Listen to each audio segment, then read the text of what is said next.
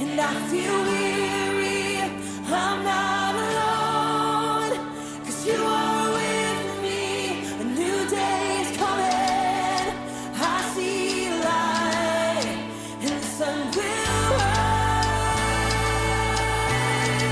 and hope is alive. Yeah. No matter what tomorrow brings, I know that you'll be by my side all the time. You'll never leave me. When shadows fall, I will have no fear, 'cause you're right here. When the night is darkest and I feel weary, I'm not alone, 'cause you are with me. A new day is coming, I see a light, and the sun will rise, and hope is alive. Yeah. No matter what tomorrow brings, I know that you'll be by my side all the time. You'll never leave me. When shadows fall, I will have no fear, 'cause you're right here. When the night is darkest and I feel weary, I'm not alone, 'cause you are with me. A new day is coming, I see light, and the sun will rise, and hope is alive.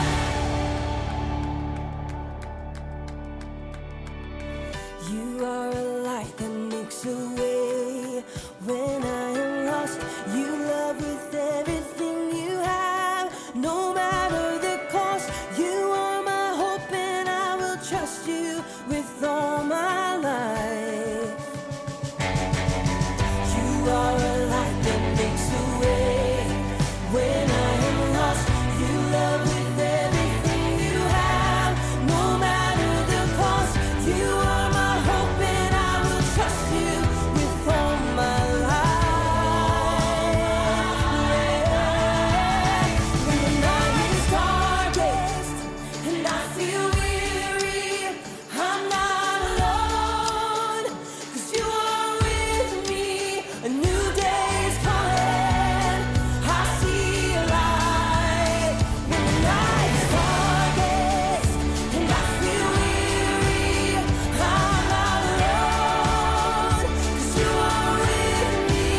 A new day is coming, I see a light, and the sun will rise, and hope is alive.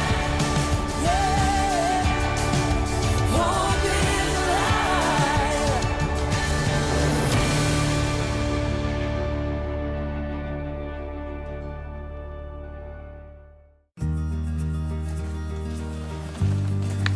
Here you go. Thanks. Welcome to Story Lab. This week, we're talking about humility while we take a look at the most terrible and most amazing event in history.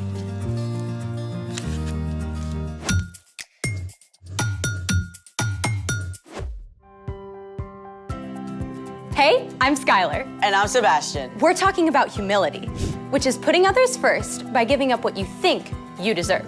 And we're also celebrating the most amazing example of humility ever. Easter! How are you celebrating? I practice my crafty skills. Oh, Easter tree, how lovely are your branches. An egg tree. I love it! What are you doing to celebrate? My mom makes these really awesome hot cross buns for Easter breakfast, but they take forever. So I found a super quick recipe for resurrection rolls. Why are they called resurrection rolls?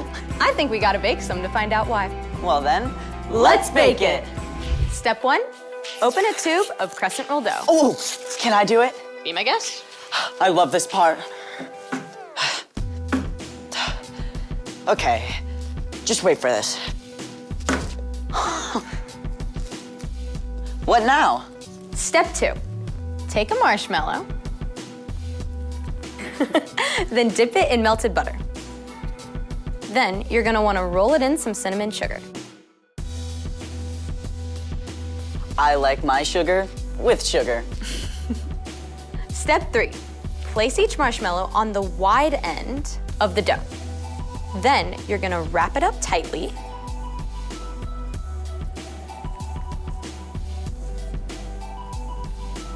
Then tuck in the ends.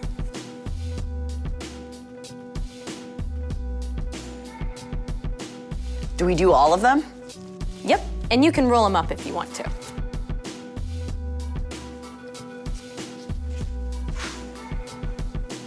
That's it? Well, they have to bake for about 11 minutes. Well, that's just enough time for... The story before the story.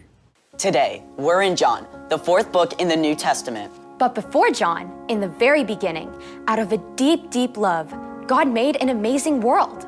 But when people turned away from God, the world was broken. God made a plan to draw people back into relationship.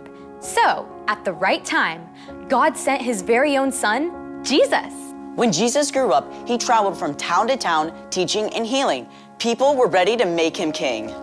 But when Jesus came to Jerusalem for the Passover festival, the religious leaders made plans to get rid of him. At a special Passover meal with his friends, Jesus shared one way people would know his followers, by their love. Which is where our story starts. Take it away. Hey everyone, I'm Chloe. The story we're telling today is epic. It includes the very worst and the very best moments ever. So strap in for the ride. After the Passover meal, Jesus led his friends across a valley to a garden called Gethsemane. While Jesus was praying, a group of religious leaders and soldiers entered the garden. They were led by one of Jesus' closest friends, Judas. Jesus knew why they had come, and he didn't try to run, even though he could have called angels to defend him. Who do you want? Jesus of Nazareth. I am he. Jesus actually allowed the soldiers to arrest him. Terrified, his friends ran away or followed at a distance. Even Peter, who had promised he would rather die than desert Jesus. Jesus was brought to stand before the father-in-law of the high priest, and then Caiaphas, the high priest himself.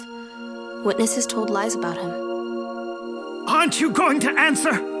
Tell us if you are the Messiah, the Son of God. You have said so. From now on, you will see the Son of Man sitting at the right hand of the Mighty One. Jesus had just claimed to be God's son. It was what the religious leaders were waiting for. But they couldn't sentence him to die, so they sent him to the Roman governor Pilate. Pilate questioned Jesus and couldn't find that he had done anything wrong, so he brought him out to the crowd. I find no basis for any charge against him. Do you want me to set him free? The mob wouldn't listen to reason, so Pilate had Jesus whipped to try to satisfy them. Soldiers wrapped a purple robe around Jesus and placed a crown of thorns on his head to mock him. Then, Pilate brought Jesus out again. Here he is. I don't find he's done anything wrong. Crucify him! Crucify him! Crucify him! Pilate didn't believe Jesus was guilty, but he also wanted to keep the Jewish leaders happy. So, he sent Jesus to be killed by crucifixion. Jesus even had to carry his own heavy wooden cross through the dusty streets of Jerusalem. Outside the city walls, on the barren hill of Golgotha, Jesus was nailed to the cross. The soldiers placed him between two common thieves. Though most of Jesus' followers were hiding, his mother Mary and several others huddled below to see what would happen. At noon, darkness settled over the land. At last, Jesus cried out, It is finished. Then he bowed his head and died. The earth shook. Rocks split wide open. It was the deepest, darkest moment the world has ever known. God's very own son had chosen to give up his life. A follower of Jesus named Joseph from Arimathea took Jesus' body and laid it in his own tomb cut out of rock. A heavy stone was rolled across the entrance.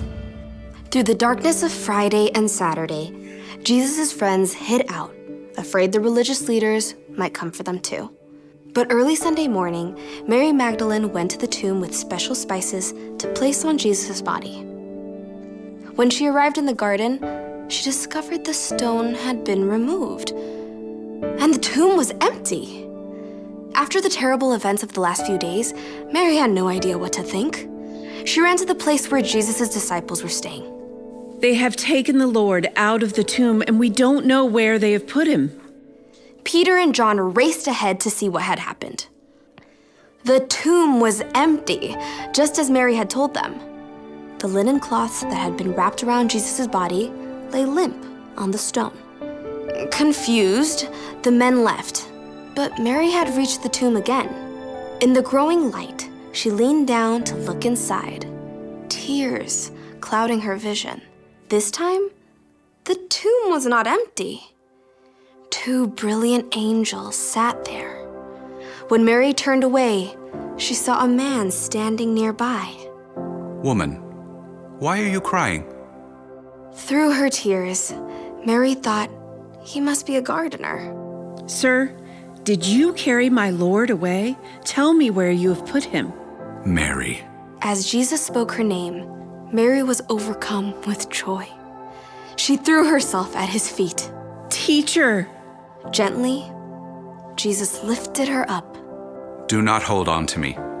Instead, go to those who believe in me. Tell them I am ascending to my Father and your Father, to my God and your God. All the darkness of the last few days was swept away. Mary rushed to find Jesus' friends. I have seen the Lord. Jesus' return to life doesn't just mean that he was alive again. It means we don't have to be afraid of death anymore. It means that everything wrong will one day be made right again. It means that anyone who believes in and follows Jesus can have life forever with God. The end. Now that is a story. With an incredible ending. So, what's our part in the story? It's so important to really look at what Jesus did. He's God's son, and yet he chose to become a human and walk here on earth with us. He experienced everything we do, joy and sorrow and pain and temptation, yet he never did anything wrong. And then he chose to give up his life. For us.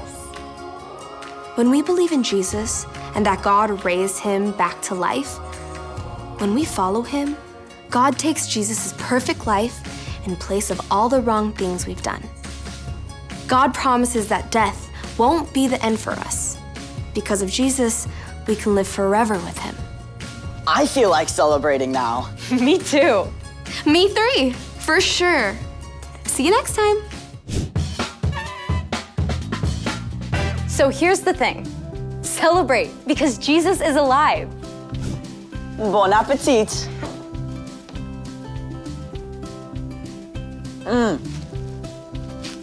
Hey, wait a minute. There's nothing in here. Yep, the marshmallow's gone.